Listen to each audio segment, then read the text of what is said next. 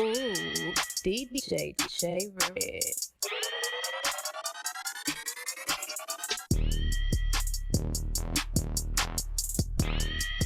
Yo, welcome to another episode of Controversial. We're back tapped in. I appreciate everybody that's been supporting and continue to support us. I'm back here with a special guest today, CEO of World Series Company, Tim Moore Jr. I'm bringing him in today, so appreciate you for coming in, bro. Top, bro, you know what it is, man. We had to do this. You got like one of the hardest podcasts out right now. So, you know what I'm saying? I seen you do the shit with Deuce, so I was like, I gotta get on. For sure, bro. I appreciate you rocking with us, man. And supporting the podcast. You know, we don't keep having guests to come. Hope to have some bigger people on as well. So I appreciate you tapping in. So yeah, man. I appreciate you coming on the pod, bro. And it's a long time coming for the pod. I know you've been doing your thing on your end. Been doing your business for a long time in the fashion. So I wanted you to get into kind of the origin of World Series Company, how you got it started, and the roots of it. Off top, man. Yeah, shit. Like, first off, I'm happy to be here. You know what I'm saying? Because we already kind of got that report because we was locked in South by Southwest a couple years ago, and all that with Darius and Jaden and all of them. So I'm real happy to do this, and I think this like really your thing. You know what I'm saying? So I'm happy to get in early. You know what I'm saying? Before you get to interviewing Kanye and everybody else. You feel me? But shit, man. I always kind of been in the clothes. You feel me? So even if I think back like to just as far as you and me is concerned, South by Southwest like 2018, that's when you and me had first met. Yeah. And we was out there. I was trying to put my fits on out there. Like, you know what I'm saying? That's when Pablo Juan was down there. Pablo, exactly. So me and Pablo Juan had locked in, and he had said, he was like, man, I love the way you dress. You know what I'm saying? Free blow, by the way, you know what I'm saying? But yeah, like Pablo Juan was like, yeah, like, you know what I'm saying? And I just brought that up just because that's something you and me could relate to because we was there, you know what I'm saying, when that shit was popping off. But man, I always been in the clothes, dog. And like 1000, I started the World Series Company in 2020, but I really wanted to start it like 2017. You know what I'm saying? But niggas didn't really have that. I hadn't built that up yet. You know what I'm saying? I hadn't built up that following of individuals who respected what I had on, you know what I'm saying? So it was like, I had to really show like, no, I could really dress like I'm really a fresh guy, you know what I'm saying? And I wasn't never on no, like, I think people kind of always messed with my style because I was never on no hype shit. So it's like, I was never trying to be overly designer or I was never trying to be overly supreme and shout out to all of them like brands, but I was just never trying to be that. I was always on my own shit. Put your own shit thrift store. Exactly. So it's like vintage thrift store. I was always on that type of time. So when it came time to finally do this, I felt like I had kind of built up a big enough following. And a lot of people would talk about, yeah, you know what I'm saying, niggas be hating on me, woo, but it's like me. I feel like, yeah, like, niggas probably do hate on me, but I be getting a lot of love too, though. Yeah. So I was like, shit, I could probably start something and really do something. So to me, it was like, this is just a beautiful opportunity for me to just get it popping in that type of way. You know what I'm saying? So we started in, what was that? October of last year, I want to say. So October we started. That was the first drop. And since then, I feel personally like we've just gotten better and better. You know what I'm saying? And it took a little while. The first one got a real good response and the second one kind of dipped off. But when we hit the third one, that's when it was like, okay, I think we could really get it popping. Like, you know what I'm saying? Ever since then, we just been going and going. You know what I'm saying? We bigger than clothes. Like we do apparel, that's the same thing, but we do a lot of commercials, a lot of media stuff like that. So it's like the traditional baby clothing line that you would think of, like, oh, they just started a couple months. Like, we really not like that. Like, we didn't already drop 50 different things, you know what I'm saying? Like 42 different sets of clothes, 2 different shoes, 7 hats we did. So, you know what I'm saying? Like, we really got a lot of skin in the game. And even though we young, because I'm the one that's doing everything, my imagination, I be feeling like it ain't got no bounds for real. You know what I'm saying? So for me, it's like, shit, well, most people like, man, I put out clothes once every 3 months or I'll follow the fashion calendar. Me, I might watch Paid in Full and see something and it's like, okay, I got to go get it popping right now. I got to go, you know what I'm saying? Like, so for me, it's like we did a lot in a short period of time, but we got even more, you know what I'm saying, to do. So but it's bigger, like I said, media wise, clothing wise. It's like we just really trying to take it there creatively. You feel what I'm saying? Yeah, and I like that because I like how you stay persistent with the clothes and stuff. After the second drop, it didn't go might have how you planned it to, but it's kind of the same. Well, content is kind of king. So when you put out so much stuff, people, it's something gonna stick, and then once you find what stick, you find your way and your path through your industry, and I definitely been seeing what you guys been doing, and even the first drop, I liked how you marketed everything. I give you a lot of credit on the marketing side, bro. You did your thing on that side for sure. And I think that's a big part of what's have people come around too, even if they might not like that certain drop. They see the way you marketing things, and they still waiting on the next product. So I think that's pretty big in itself. But I wanted to talk to you because I've been out there before. I ain't been out there much, but talk about the Bay, and kind of how the Bay, if it does or it doesn't have an influence on your style and your clothes, and kind of how you grew up in the Bay and kind of how it is now in Texas for you. Yeah, so man, it be feeling like the Bay is still like in like 2010 fashion wise, you know what I'm saying? Like niggas still kind of like right now, people kind of starting to kind of loosen the pants up a little bit, like everything not super tight. In the Bay, they just never even got away from that. You know what I'm saying? Like they was never really. So when I was out there and I first kind of was like getting it popping like that, like I was wearing the bags, like the over the shoulder bags, you know what I'm saying? Like, and niggas was like, man, is he gay? Like, what's up with him? Like, you know what I'm saying? It was like different type of shit like that. And I was like, no, bro, this is style. Like, this is fashion. You know what I'm saying? Like, this is like, and even aside from that, this like the type of stuff that I like. Being from the Bay though, it's a real big independent culture. You know what I'm saying? So if you think about some of our biggest stars in the Bay, E40, independent, superstar, Too Short, and even now if you move current, Larry June, you know what I'm saying? All of them guys, he from San Francisco. So, and even if you go back like deeper, like if you think about Silicon Valley overall, all of those guys are from, you know what I'm saying, that area, the Bay Area, and they got started right down there, Palo Alto, San Jose, right there. So the Bay just got a lot of independent culture, and the Black Panthers was there.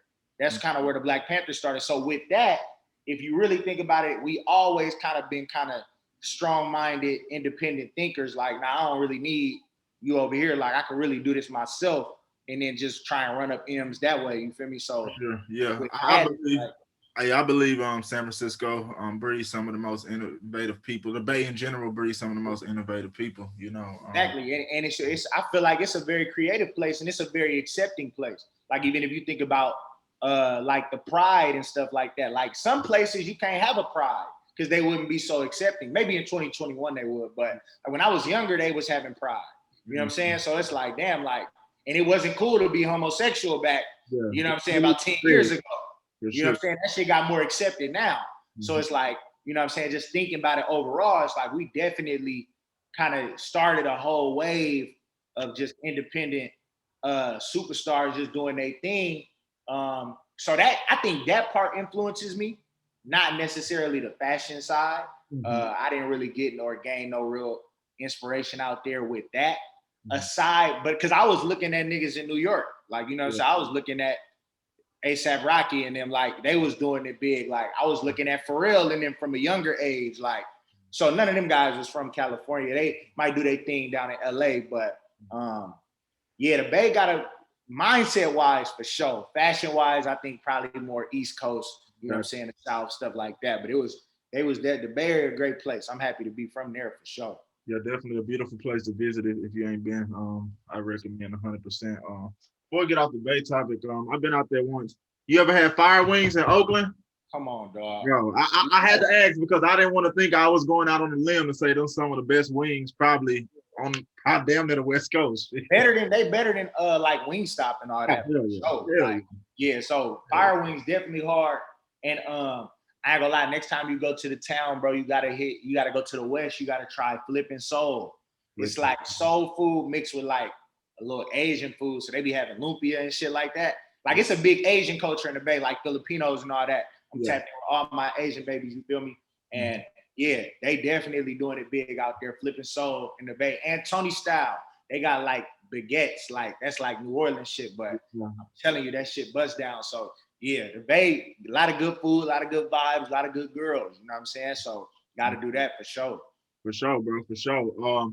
To kick it over back to Texas and the Bay a little bit, you know, I know you was hooping as well. I know you probably still do hoop and things like that. Kind of how was the hoop culture when you transitioned, you know, from Cali to over to Texas, and you know, kind of how was that transition for you as well? Well, yeah, when I was an athlete, bro, I think my earliest memories probably where I was really, really trying to get it in basketball-wise was probably like 7th, 8th grade, and that was around the time the camera crews was starting to pop up. And so the Bay Area had Area's finest. Yeah. And so we was engulfed in the mixtape culture, dog. Like, so when it really popped off for us was class of 2011, I feel like. So right the year before, because the Oakland Soldiers was real good.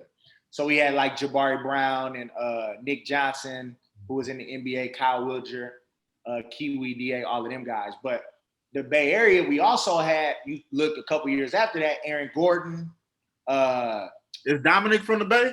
Who is that? Dominic Artist? For sure, DA from the Bay. You understand? He from Vallejo. He right down the street. So DA for sure. That's my man. I be tapped in with DA. He just had a birthday too. So but yeah, DA was at UTEP, but he was at Oregon at first. You feel me? So and him and Dotson, I don't know if you know Damon Dotson, they got in trouble on some fluke shit, you know what I mean? But they had some allegations that later on when they left the school, they got cleared of the allegations they were false. Ain't it crazy, bro? It's like the lies will get you like, I don't know, dog. Like they'll always the lies is always a lot louder than the truth. You understand? Like, so I'd be kind of confused as to why like they publicly shamed them boys so much. Like I wish they would have publicly like, oh, yeah, you know what I'm saying? Like y'all wasn't lying. Like the hate always stronger than the love, bro. Crazy. But yeah, DA was a great player. And so when I was out here, I would say I was a lot less fundamentally focused when it came to basketball because of the mixtape culture. So I was trying to break somebody off. I was trying to mix team. I was everything. I was really trying to just be a flashy basketball player, bro, so we could get a mixtape. And it wasn't just me. Mm-hmm. And if you look at basketball now, like high school wise, I feel like it's kind of affected it negatively. You know what I'm saying?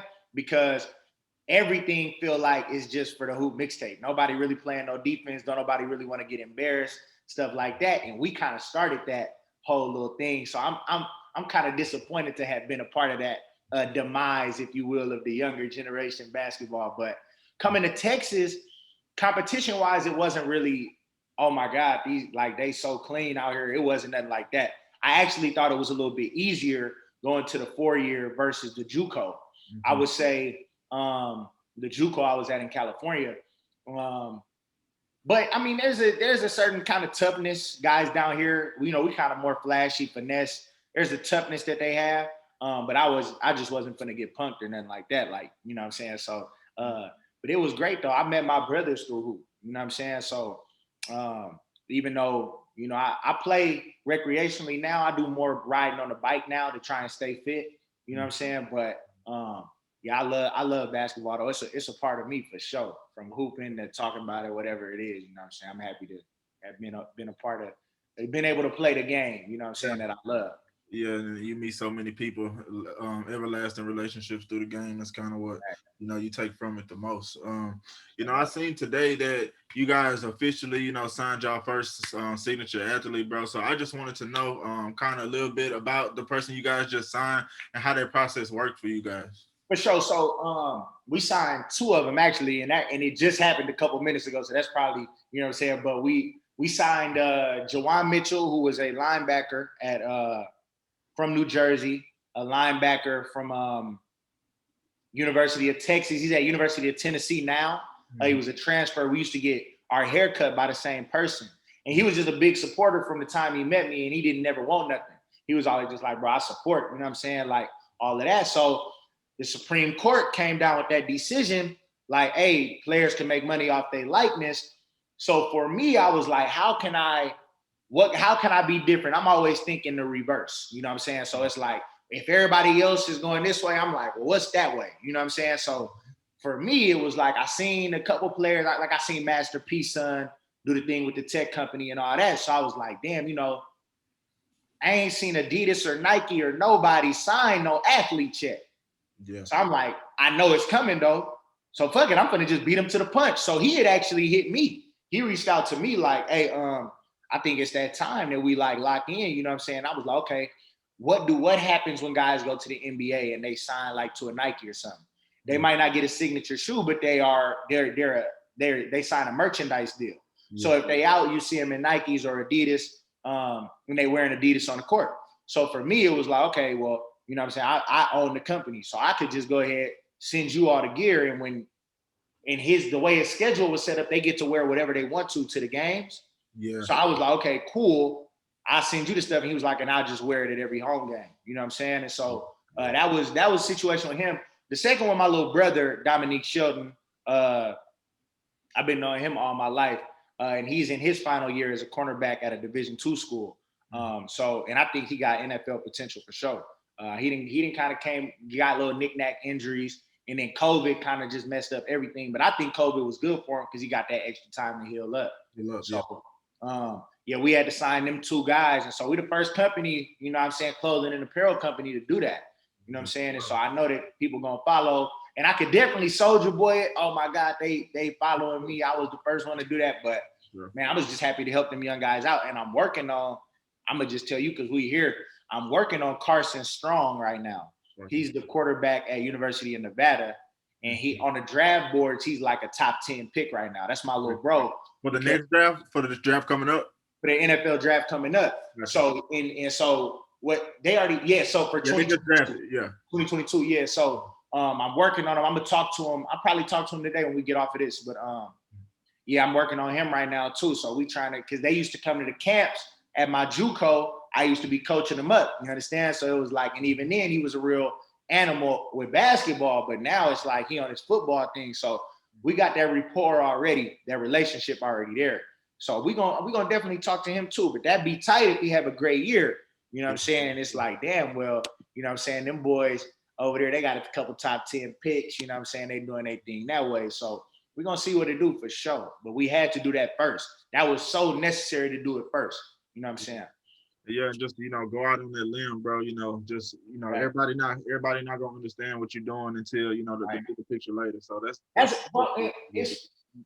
a beautiful thing to say, bro, because I be feeling like a lot of the stuff that I do, people kind of just be like, damn, like, why is he doing that? Or what's going on there? Or like, how is that happening? You know what I'm saying? And to me, it's like, if I was a big company or if I was like a big star, y'all would think that this was the waviest shit ever. It would be a trend. It would be a trend, dog. Like, so y'all would be like, damn, this nigga super wavy. Like, you know what I'm saying? He doing all of this, he doing all of that. But I'm a nigga on the ground, but I'm thinking bigger though. You know what I'm saying? So it's like I got that vision I'm not really looking at right now. I'm looking at years ahead, trying to stay present as much as possible, of course. But it's like, look, I'm looking ahead. I'm like, the shit I'm doing now, in 2-3 years, y'all really gonna understand, like, damn, like when I'm really taking it there, it's gonna be like, dang, I remember when he was doing big shit at a little stage. Yeah. You know what I'm saying? Now he doing big shit on the big stage. So it's like, it just ain't never gonna stop. We just gonna keep going. Yeah, bro. And, you know, it's like when you climb on that ladder and, you know, sometimes it's not like the process is perfect. I mean, we do stuff to, you know, sometimes you got to figure shit out. You know, you got to weed out what's working and what's not. And, you know, the process, when they see the product go out, they think that it's supposed to be perfect. But every product, regardless if it's music, clothes, podcast, every product is a culmination of what's to come. So, you know, I just think that, you know, if the people that stay down, cool, because they're gonna see it all the way. The people that come along later, you know, that's cool too. I accept everything that come, man, for sure. I accept all dollars. You know what I'm saying? Form. But you know, I know you see it now too, because you got your own kind of shit popping off. Like, you might tell niggas, hey, follow my page. Niggas might not follow.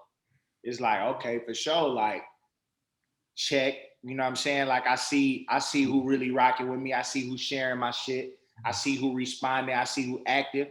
and I see who just watching. You know what I'm saying? You know what I mean? I see what's going on. And the thing is, for young niggas like us, we see it. Like, I'm like, dog, I know what's going on here, and I'm not gonna forget. Yeah, it's that mental note. Yeah, I'm saying that to you, it's all good, but just it's there. But I remember those. So in a couple years, when we taking it there, you know what I'm saying? When you got the biggest podcast in Texas, in the South, niggas gonna be like, man, can I get that interview? Man, I asked you to interview with me a couple years back. You know what I'm saying? Like, what was that about? You know what I mean? So, and you still might show them love. I'll probably show niggas love too, but you know what I'm saying? Just because it ain't affecting me. And I'm glad you said that, because like I never be the one to hold a grudge. And my thing is, bro, like I like people to pay it forward, bro. Don't worry about me. Right. Forgive me. Just I gave you an opportunity that you really fronted me on at first. Just give somebody else that same opportunity later on in life, and all debts and everything is cool with me, you know. Straight up. I mean, the way I be seeing shit sometimes, bro, is like niggas do dirty, niggas do kind of like unsupportive, like whatever type shit, right? That shit not gonna affect us because we pure individuals, right? But when you really think about it on a deeper level, us not holding a grudge, I'm showing you how to act later on. Yeah. Feel me? Because it's gonna come full circle where you gonna need that support. You know what I'm saying? And they not gonna be there for you just like you wasn't there for XYZ person. Yep. But you can't hold that grudge on them. And we are the example of what that looks like, to not have to hold grudges on niggas, but for sure hold niggas accountable though. Exactly. That's the thing. You gotta hold people accountable, because it's that crossroad of people learning by you letting them make it and realizing that you showing love, and it's people that take advantage. And when you get on that road and they don't know which, you know, what they doing, you got people that'll take advantage of people, which, you know, it's a whole nother story, bro. But you know, like you said, when you're out here pure, bro, it's just, you know, you're doing what you love to do, and whatever come with it, come with it. It's not all gonna be pretty, but it's all gonna be a lesson that's gonna make you better. You know, at the end of the day. It's all lessons, bro. We all trying to learn, all trying to get better. So that's what it is, for sure. For sure, man. We can go ahead and get into some hoops though. Let me know what you think, bro, about Emoni and Jaden Hardy. You don't gotta give me, you know, who better if you don't necessarily want to get into that, but just let me know about what you think about both players and know what they're doing in the league. I think that they both, first and foremost, they both phenomenal young players. You know what I'm saying? They both are great. Now, Hardy, first time I saw him was last year during the COVID, and they was playing on ESPN, and he was like pulling from half court, nothing but net. You know what I'm saying? But Emoni Bates, I've been seeing him for years. My thing with Bates is, bro, I've been watching you for years, and I don't know where he goes from here. You know what I'm saying? So I don't really think, I think that there's a mindset that, oh, well, he's by far the best player in the country. And sure, like that's all fine and dandy. But at some point, like you need to find easier buckets than in and out behind the back, step back threes. You know what I'm saying? Like, I think the way he plays is not a sustainable way to play basketball. You know what I'm saying? So if I look at somebody like Devin Booker, even in high school, was super simple. His game is super simplified. I think that the more unsimple your game is, the more problems that you'll have as you move ahead. You know what I'm saying? So I'm really not that. I was super impressed with Bates first time I saw him like 2-3 years ago. But now it's like this upcoming year will be tell a lot for me. I want to see what he can do this upcoming year. As far as Hardy is concerned, I got no doubts about him. Like, I know who he is. You know what I'm saying? Like, I know that he can shoot it. That's transferable to the league. I know that he can handle it. You know what I'm saying? And he got a simple game. His game is not overly, like, all over the place. Like, I think he plays really simple. I think he has bad shot selection. But you're 17, 18. Like, that's okay. You know what I'm saying? He'll figure it out. I think out of those two, though, I think that Hardy is better, though, for sure. And I think we'll look back at this in a couple of years and be like, damn, Tim was right, for sure. Because I could see it. Like, I've seen players like Emoni Bates before. He's not the first person I've seen like him. You feel me? I could agree with that. But what I'll say about Emoni is that Emoni is although he takes tough shots, he is a shot creator. And the thing that I think that helped Emoni and hurt him is that you have seen him for years, so you can be more critical of his game. You know, Hardy's coming on this last year and a half, and he's looking excellent in it. But you know, the more you're out there, the more people can pick apart your game. So, like you said, this next year will be very telling. I would like to see Emoni put on size. As far as this, I've seen him get to his rhythm, get to his shots and stuff. I think that the way you say Jaden has bad shot selection, I think that Emoni can get into over dribbling at times as well. But at the end of the day, I feel like that he's the type of shot maker that it can transfer. He has a good enough handle. He has a nice handle. I like the way Jaden Hardy gets downhill more, and I would say to start the career, I would favor Jaden Hardy, but I think in the long run, I would favor Emoni Bates because I believe that he probably end up in OKC, bro. It's a stretch right now. I believe that OKC gonna try to right their wrong. They're gonna try to go back and get their next KD. Is he the next KD? I'm not saying that, no, putting that pressure on him. But what I will say is that he will be in an organization that will cater to him, and he can have the chance to flourish. And you know, I don't know Jaden to be a top 1 or 2 pick. I don't know where his situation will land, and maybe Emoni don't end up there. But I think that starting off, Jaden will come on strong, and I think Emoni later on will prove to be the better player. But right now, I don't see a big gap. Like at first, I used to think it was Emoni and For like sure. yeah, For sure. yeah. But then when Jaden came, I had to give him his respect. They neck and neck. You know, at this point, it's damn near who had the better tournament, who was better in this spot, who was better in that spot. You know, and it's just who you like, you know. So I can't take nothing away from neither one of them guys because they both play in the spotlight so much, bro. And that shit, I never played in the spotlight that much, but I can only imagine. Like shit, you could be fucked up all types. You 17-year-old kid, anything could be going on, and you in front of 20 scouts. Yeah, you in front of 20 scouts. You have one bad game against the number 3 player. You the number 5 player. You go down 20 spots. You know, like crazy shit. So, you know, I give them guys respect and the fact that they at the top of their class and they don't let nobody really buck them. You know, they get the best of their competition for the most part. I agree with that. What you think about the league next year as far as breakout players? Like they don't gotta make an all-star game because the all-star shit be kind of fluke and how they place people. So who you think just gonna break out next year that's gonna earn some respect that they should have been getting in the first place? Man, I think let me think, because it's players who we watching right now who are playing very well. I think Bobby Portis gonna have a breakout year next year. BP been like that. Arkansas. Yeah, for sure. He definitely been like that. But this my thing. This is why I'm saying if Milwaukee don't win it this year, they not gonna win it because some of the way that they role players is playing, they are not going to be able to afford these guys. You know what I'm saying? Like they are not going to be able to afford Bobby Portis. I've been an advocate of saying when Lopez want to sit out there and shoot the 3, put his ass on the bench and put in Bobby. Bobby gonna give you 10 and 8 off the rip. Exactly, I agree. But before I continue on, bro, like Brook Lopez's development since he came to the league. Oh, crazy. So crazy. Like I don't know if I personally have ever seen a player come in one way and now 10 years later, it's like he's a totally different player.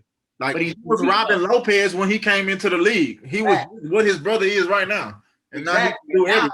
Now he's an elite center in the NBA. So, but I most definitely think Bobby Portis, even though he already been like that to us hoop guys, you know what I'm saying, to the casual, is like he gonna definitely break out. You know what I'm saying? I think, he had a great year this year. He got in trouble, had to go. They sent him up to punishment in the G League, but I think Kevin Porter Jr. gonna definitely go, or not Kevin Porter, but is it Kevin down in Houston? Is that Kevin Porter? I got a question for you before you go. Man, how you like this? How you like Bobby Portis in Atlanta with Trae Young? You take out John Collins, bro. I feel like that would be tough because John Collins could put it on the floor a little bit. He can hit that corner 3 and he jumping out the gym. He's super athletic. You know what I'm saying?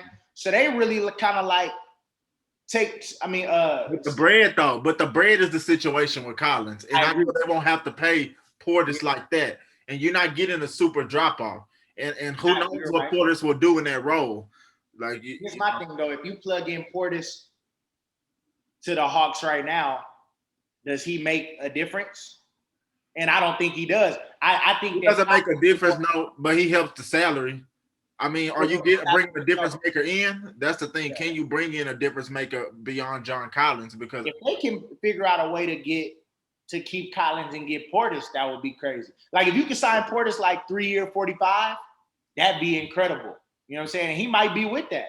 You know what I'm saying? So that I think another player who I really like and who I really think is a phenomenal player. He's gonna have a very good year. Is Gabe Vincent down there in Miami. Yeah, he was playing well when he got run this year. He was exactly. He played very good, and he just helped beat Team USA with Nigeria. Yeah. He was there. He was the leading scorer. So I got a lot of faith in Gabe. And then I got guys who I just like to watch play. Like I like to watch. I'm a hooper guy, so I know guys who can hoop. I like to watch Kyle Guy. You know what I'm saying? I think Kyle Guy is a good player. I think he's gonna have a good year next year. I think that, but I'll say this: I think it's a lot of guys who, if they don't get in that gym this summer, it's gonna be the love that they've been getting is gonna be gone. You know what I'm saying? They might find themselves who you eyeing in? Who you think gonna be part of that crew? Bro, I think DeAndre Ayton is like very soft, and you, even though you're a young guy, this type of shit that you've been doing on the big stage, this shit is really unacceptable, bro. Like, you know what I'm saying? That shit last night, you getting your shot blocked, all of that, bro. That type of shit is unacceptable, dog. Like, you got to step it up.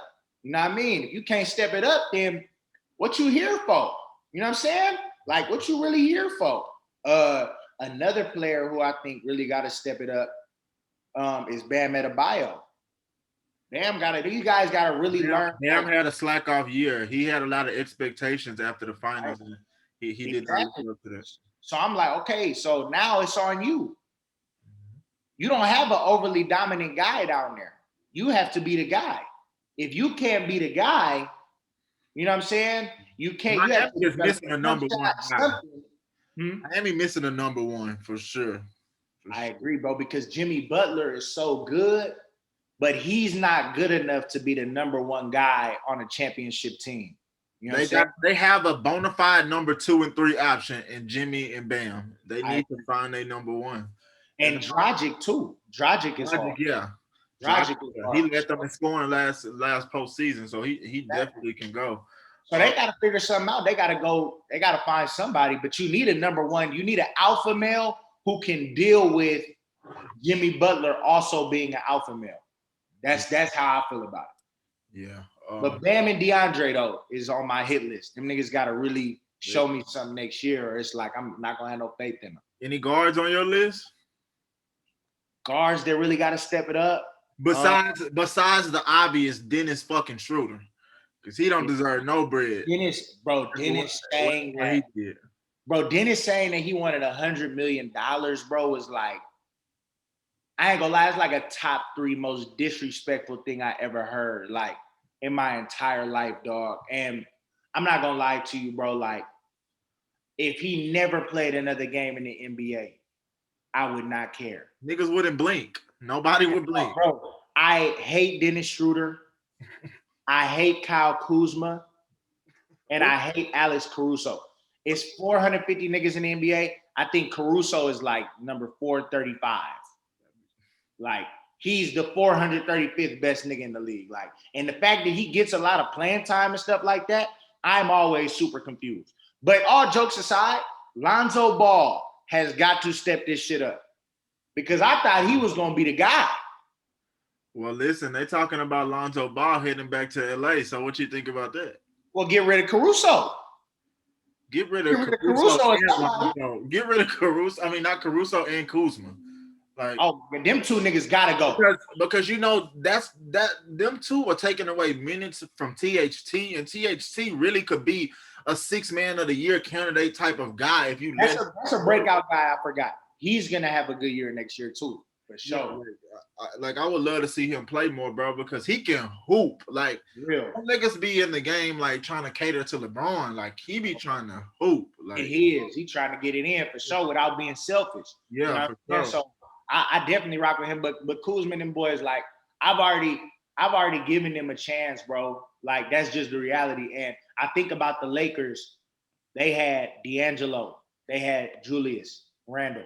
They had Brandon Ingram. They had Kyle Kuzma. Those other three guys are all-stars. Yeah. Kyle Kuzma is not ever going to be an all-star, bro. He like cares more about the color of his hair, bro, like than performing in the NBA. Has he averaged double digits yet? I don't know. He may have. I think. But remember, in the beginning, he was good.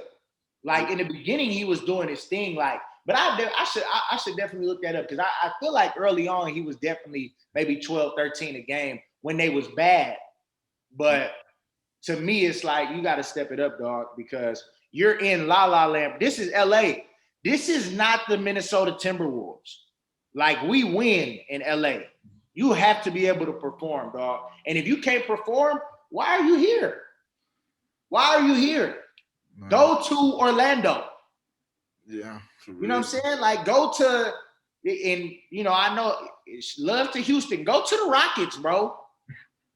Like go somewhere else. You cannot come to LA because we're trying to win every year, bro, and you're not cutting it. You know what I mean? And like I don't like to say that like, you know, oh, the way Kuzma's being like is an influence of LA, but like he wasn't that guy when he got there. Like he was he came out of Utah. I think we came out of Utah State.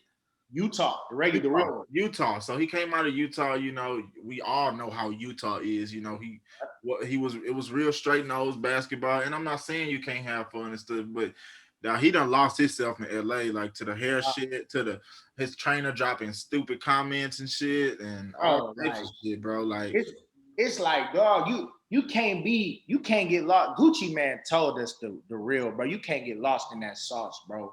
You know what I'm saying? Yeah. You gotta have sauce, but you can't get lost in it. You understand? And if they didn't send you down there to Utah and you didn't came to LA, you dating models and actresses now, you know what I'm saying? You thinking that you the wave. It's like, my brother, you still gotta perform, bro. You know what I'm saying? The job is not done.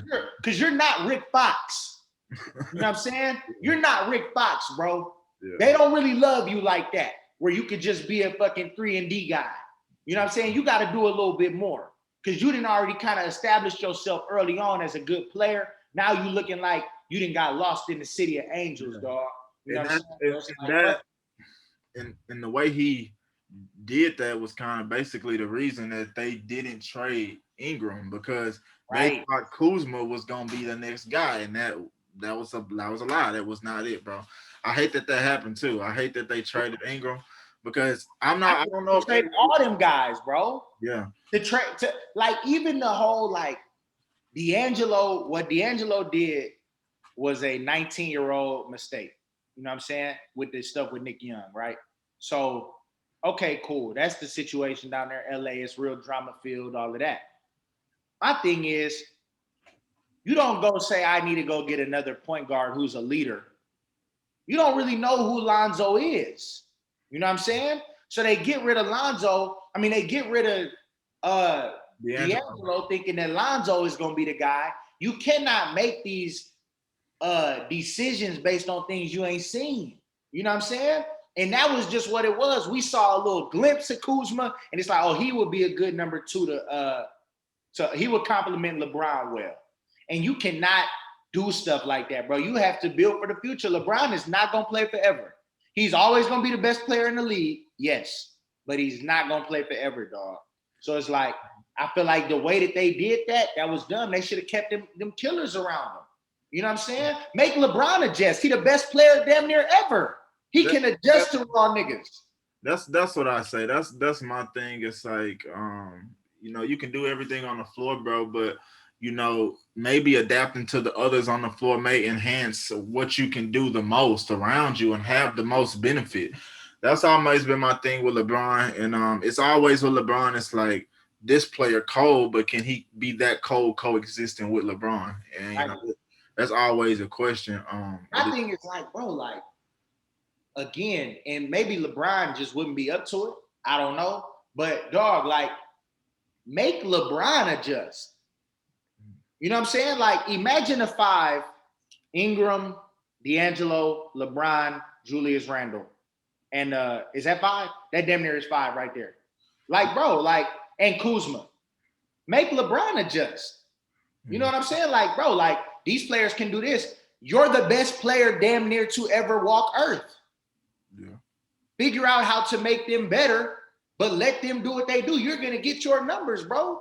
You know what I'm saying? But you're going to have to make them better. And I feel like they just automatically, people be like, well, LeBron he ain't never had no just raw ass player, you know what I'm saying, with him. So it's like, and I mean, besides like the superstars he was with when he was out there, when he was with Kyrie or when he was with D-Wade and Bosh and then Kevin Love, of course. But it's like, people be feeling like if you ain't on that level, LeBron not going to respect you.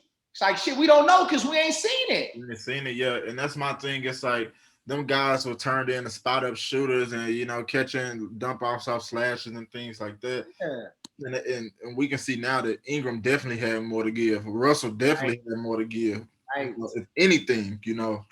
And they gave all them boys away. Why? To try and compliment LeBron. Like, bro, make LeBron adjust. Imagine I understand who he is, but make him adjust. Yeah, and Magic went too hard on that. Magic went too hard on the Lonzo shit, bro. And especially when he could have Fox right now. Right. Right now. You have to think about the comments that Magic made before they drafted Lonzo. Like, we got to get rid of D'Angelo because we need a leader. Like, bro, you're talking about a 20-year-old in D'Angelo. Like, what are we looking at here? And you know you got LeBron in your back pocket. Yeah, and you're trying to act like a 19-year-old is going to be a leader at the same time. Oh, name one. Magic Johnson. I guess Magic was, yeah. But my thing is this, even if you look at somebody like Luka, dog, Luka is very talented, but he's very immature. I didn't see him in games rip his jersey open. He complains to refs every play. You know what I'm saying? That's not leadership. Yeah. You know what I'm saying? That's just not what it is. So you're looking at these young, and the league is so young now, so you ain't really got no OGs in there telling you how to do shit. That's why Miami is successful. They stay with an OG. Udonis Haslam's still there. You feel me? They're going to show you how to be pros. These young niggas ain't never had no OG, so they don't really know how to be pros. But my thing is, why would you get rid of them? They had Kobe. Julius and D'Angelo had Kobe, dog. So they know what's going on. They know when they're around a superstar, yeah. Yeah, like they know how to do that. And Kobe was obviously, to me, the best player to ever do it. But like he was done, though, when they had him. But you still got to learn and listen and be a part of that. You know what I'm saying? You don't get rid of players like that. Like you keep guys like that because they know what it takes. They know mindset-wise. And what happened when you got rid of all them guys? That are Kobe sons, all-stars, most improved player. You know what I'm saying? 6th man of the year. Like, come on now. Come on. What is we talking about? Yeah, man. You know, they made a lot of questionable moves in the front office, but then it became the AD sweepstakes, and when that came around, they was willing to give up any and everything. I mean, and it was so funny, like. Anthony Davis is a beautiful basketball player, but when he was having his playoff run last year, and niggas was saying he was better than Dirk Nowitzki and he was better than Tim Duncan, I was like, bro, are y'all joking? That's bro. And I know you see on the page I do the pick'ems, bro. But a lot of thing with players, bro, is like I try not to put players that's playing right now somebody you've seen lately because recency bias is a motherfucker. If they said that and watched Dirk go through that playoffs in 2011 by his damn self, you could not watch both of those simultaneously and say that AD was the better guy. This is my thing, bro. Duncan is the best power forward. That's cool. You can have that. I watched Dirk Nowitzki on multiple occasions, multiple years, win an MVP and deserve it, take his team to the finals, go up 2-0. They lost, obviously, to D-Wade and Shaq. And then to beat the most villainized team of all time, the Heatles.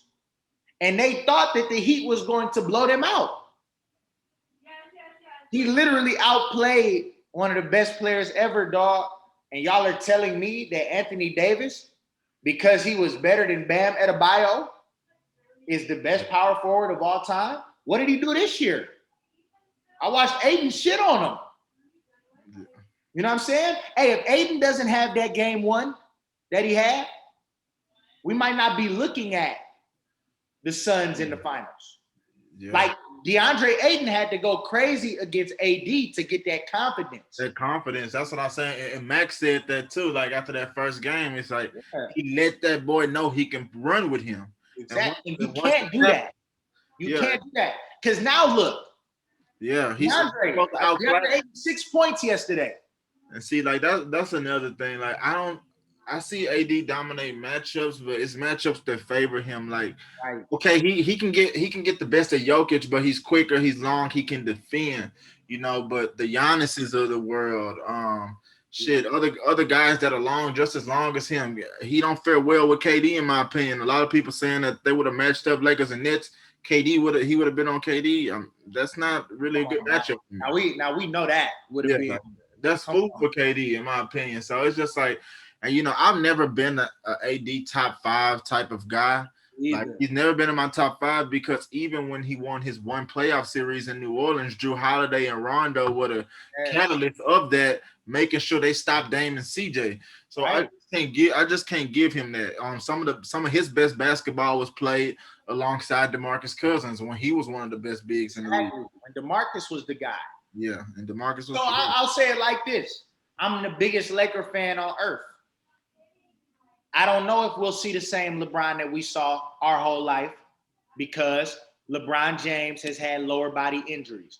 Those are bad injuries to have at an older age. So I'm just throwing that out there. We might not never see the same LeBron we want to see. Anthony Davis has already shown us that he's not good enough to be the number one guy or the number one option on the best team in the league that wins an NBA Finals championship. Because he was the number one option in New Orleans. And what happened? First round exit, no playoffs, no nothing. You know what I'm saying? So then you go to LA and you got the best player in the world right next to you in a condensed kind of environment. It wasn't your traditional. You know what I'm saying? Mm-hmm. You win the finals then. We come back this year and I understand you had your injuries. I understand that. But at the end of the day, bro, I seen Kobe get it in with a broke finger. You know what I'm saying? Like I seen guys really fight through these injuries in ball. In games 2 and 3, you was just fine. All of a sudden now, oh my God, these injuries, I don't know how to help myself. Like, come on. AD injuries is just like that. That's the most irritating thing ever, bro. You're so fragile, bro. Like, come on. Like, you know, like between him and Embiid, not trustworthy. Not at all. Not at all. And they give them guys all that money for them to be hurt when you need them. Yep. Yeah. Wouldn't be me. But while we're on the Lakers topic, give me your top 5 Lakers of all time, man. Number 1, most definitely Kobe Bryant. Mm-hmm. To me, by far, the best Laker. Number 2, I gotta go Magic John for sure because he was getting it in. You gotta go number 3, Kareem. You gotta go. Somebody finna get left out. Yeah, somebody gonna get left out. But I stand behind it, bro. Like, I stand behind it. Shaquille. Okay. And you probably gotta go realistically. This is a tough one because I could put LeBron in there. That'd be easy. You can put LeBron in there, but it's hard to disrespect Jerry. It's hard to disrespect Jerry. I think realistically, because based on the time that was put in the purple and gold, I would probably go with Jerry West. You know what I'm saying? Off the bench, I'd probably bring in LeBron, somebody like that. But I mean, my thing is you've been in the place for 2 years. You know what I'm saying? Like, you got to put more time in. This is not your overall legacy. What did you do in a Lakers uniform? Yeah. You were very good the first year you got hurt. You won a championship in the bubble. third-year first-round exit. That's a beautiful little middle peak. You know what I'm saying? But so far, it's been some valleys. You know what I'm saying? Like, we've been in the valley with you.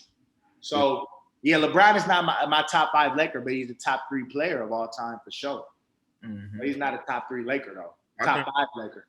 I can agree with that. All right. Well, let's get into the current top 5. Who you got in your current top 5 right now? Top 5, of course, King James, number 1. Okay. You got to go with King James because of what I've seen in the USA games with Kevin Durant right now. You know what I'm saying? So if you would have talked to me 2 weeks ago, I would have said Kevin Durant is the best player in the damn NBA. So, question before you finish. Yeah. If a month or 2 from now, KD holding up the gold medal, then what are we saying then? It depends on what he do. Can they win it without him doing what he do? Right. So if they win it, then that means it's on you, KD, and okay, I'll rock with you. But right now, I got to give it back to King James because, bro, you just got to look. If LeBron James was on that USA team, they wouldn't have lost them games. End of the day. And I know that's not NBA, but that's just the reality to me. You know what I'm saying? So for me, top 5, LeBron, of course, Kevin Durant, of course. That's been the same for many, many years. You got to go Steph Curry, no question. Mm-hmm. You got to go James Harden is in there. He's probably number 5. So at number 4, you probably go you could put Dame in there. You probably go with what I've seen, though. I can't even, and I'm not a Giannis fan, bro, but I can't deny what I'm seeing right now. Exactly. I was going to say it's out of Dame, Kawhi, and Giannis. Yep, out of those 3 guys. So realistically, I would go LeBron, Steph, KD, probably Giannis because of what I'm seeing right now, and and probably James Harden for sure. To me, that's been the same 5 for a little minute. I didn't have Giannis in there. Traditionally, I would have Dame in there, but now I have Giannis in there because of the injury and him coming back and dominating right now. So I got to go with that 5 for sure. Yeah, I agree. I can agree with that. Well, I don't know if that's my 5. I'm not gonna get my 5 yet. I'm gonna hold off on my 5, but I do like that. I like that 5.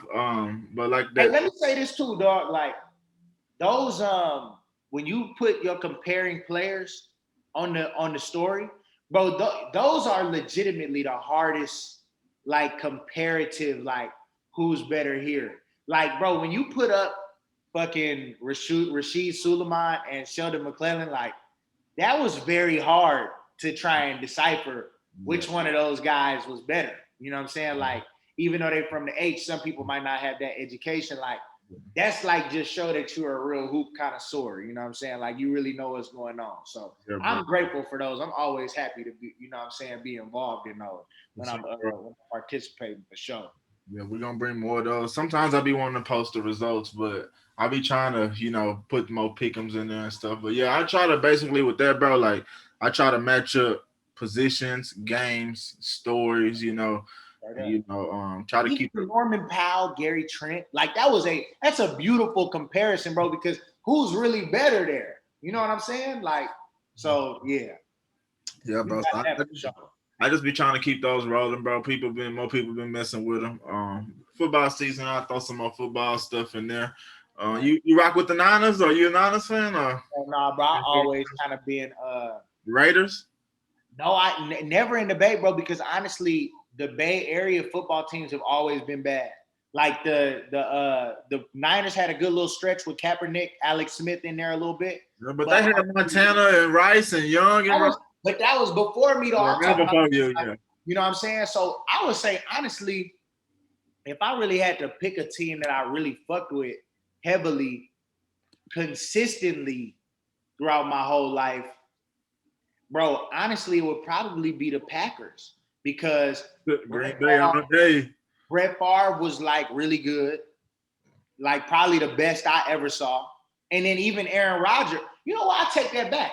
Aaron Rodgers is the best in the game right now, also, by the way. Yeah. I would probably go literally for sure. I would probably go Indianapolis because Peyton Manning was my favorite player. And he had them boys with him like Marvin Harrison, Marvin, Reggie, Wayne, Edric James, and all of them. Like they had a tight end too. They had it was a white dude. Fuck, I can't remember his name. But I can see his face, but I can't remember his name right now. But bro, he was loaded. And skill set wise, they like to talk about Brady because Brady always beat Peyton or whatever. But skill set wise, to me, besides Aaron Rodgers, Peyton Manning, and Favre too. Peyton Manning is right there with them guys. You know what I'm saying? He was super accurate and just had success overall. You know what I'm saying? I rock with him. He's my guy. Yeah, sure. I like that, man. So what I want to do. So before we get out here, man, is there anything you want to let the people know what's coming up for World Series? Also, you got anything coming up for you? I know the 1 year anniversary coming up in October here in a few months. So just let people know what you got coming. Off top, well, as far as the 1 year been going, we've been documenting everything through this first year. That's why we were able to put out so much content because we just always, you know what I'm saying, recording, taking a lot of pictures, shit like that. So we're going to drop a little documentary. You know what I'm saying? So it's probably going to be about 15, 20 minutes just with all the content that we didn't have over the year, like a vlog type, but just showing that time. And again, just trying to be different. That's not something that you traditionally see, you know what I'm saying, from a young clothing company or just clothing companies in general. You don't really see that. Movie Space Jam come out tomorrow. We did a Space Jam Sky Low, you know what I'm saying? So the little backstory behind these, it's a very beautiful shoe too, you know what I'm saying? So I'm rocking with these for sure. When I did a shoe before this one, we called it the Sky High, Sky High 1, the Tim Moore X Sky High 1. And I love those shoes, but I remember after doing it, when we came up with the original mock-up in March, I was like, I really think my lane would be like that Air Force type silhouette because I was raised by Nego and Pharrell and those guys. So the Bapesters was like my favorite shoe. And like I've always said, I'm a super creative guy. So I'm into colors and I'm into like sounds or whatever, but I'm into colors specifically, you understand? So for me, it was like, for me to be able to do this and put the patent leather on there so the shiny, it was like, and be able to put LeBron number 6 on there. I was about to ask you who the number yeah. was. Cool. So 6, this is for LeBron. And I love that because, you know, he was my legit favorite player when he was number 6. So to hear him say he's going back to number 6 and he's going to wear number 6 again, I was very excited about that. I'm a vintage kind of guy, so I'm always looking how can I provide nostalgia, right? So the back, the original Toon Squad logo instead of the new one. It's a beautiful new logo that they got, but the older logo to me is just absolutely perfect. And then we aged the sole. So the sole is not white. And I think in the next 2 or 3 years, we're going to see more and more shoes do this. This is going to be the wave to me because the vintage thing is in right now. But I haven't seen anybody attack. I've seen a lot of people attack the Jordan 1 silhouette. I haven't seen a lot of people attack this silhouette besides maybe like a John Geiger or a Nego like he did back in the 2000s. So, you know, to me, this is a beautiful shoe. This one here, same concept, 45 for LeBron James. My favorite Space Jam shoe that they released has the 45 on the back. So I could have easily put 23 here, but it's, again, in my mind, how can I be different? So 45 was for LeBron. I mean, for Michael Jordan when he came back. Obviously, we know the story. If you was there, you know the story, dog. You know what I'm saying? OG Toon Squad logo. And, of course, we had the A's, the bottom. Then the Jet logo, man, people ask me about the Jet logo all the time. And for me, it kind of go back to what we talked about a little earlier. Like sometimes people don't want to support like at the bottom. And even though I'm not going to ever hold your like strong arm you into supporting, it's like sometimes they might not support till they see you on the top. So that's why we put the Jet there because it's like you might not support me till you see me in that private jet thing. You know what I'm saying? But that's coming though, for sure. And that's coming for all my young independent entrepreneurs for sure. We all gonna be in that jet, whatever that jet is. You know what I'm saying? It ain't necessarily gotta be a private jet. You feel me? But it's gonna be something though, like for sure. That's no question about it. So to me, that's what the jet represents. And then even this right here, like the loop-de-loop in the Bay Area, the Blue Angels used to come. That was the people in the planes. And they used to fly the planes and you could see the back. You know what I'm saying? So you can see like the smoke or the steam, whatever it is that they was putting out that would stay in the sky. Yeah. And I was like, okay, so that's what it is. It's gonna loop around. So that's kind of how I came up with that. That was my thought process behind that. So it's always a story behind everything. But and we got a commercial. We got like a mini movie type coming out tomorrow. We're gonna release on my page, on my personal page first. We're gonna drop it on the World Series page on Sunday. But it's an ode to kind of all young independent entrepreneurs. Like, how many times do we have to deal with people capping to us about wanting to support and making purchases? You know what I'm saying? Like, how many? And my boys, Jaden and them bought a boat. Yeah. So they are in that world now too, where it's like, oh yeah, I can't wait to get the boat. You tell them the price, and all of a sudden you don't hear from them. They act like. I'm glad you said that. Shout out to Keep Her Wet. Follow him on Instagram. Off top, man. Keep Her Wet, the World Series Company. You know what I'm saying? Controversial podcast. I'm trying to think who else small business can I plug in right here? Details Box. That's my girl out California. She doing her thing. Minnie's Table up there in New York.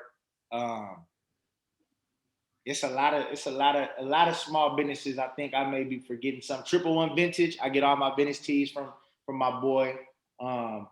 Substantial, Galen. Yeah. You know what I'm talking about? Sure. Don't Panic, All Ball, Rayography. You know what I'm saying? Danny Candy Apple, all my niggas out there doing their thing. Y'all got my 100 support. You know what I'm saying? So, but yeah, it's basically just talking about that it's how tough it is. You know what I'm saying? Like, you might cry about it sometimes, but at the end of the day, I can't quit because tomorrow could be that day. Yeah. Tomorrow could be that day, dog. Like, you know what I'm saying? That we really take it there. You know what I'm saying? So what I look like quitting today when tomorrow could really be the one. You feel me? So right over the mountain. That's what we on. So yeah, 1 year documentary coming, little mini movie coming tomorrow. And from there, we just gonna keep turning up. I got like 30 designs in the vault right now. I can really do an airstrike on niggas, but I'm chilling right now.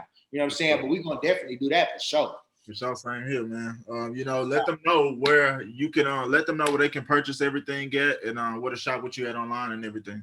For sure, man. Y'all can definitely reach out to me if y'all want to purchase clothes, like legitimately. Y'all don't want to talk about it. Y'all want to actually buy clothes.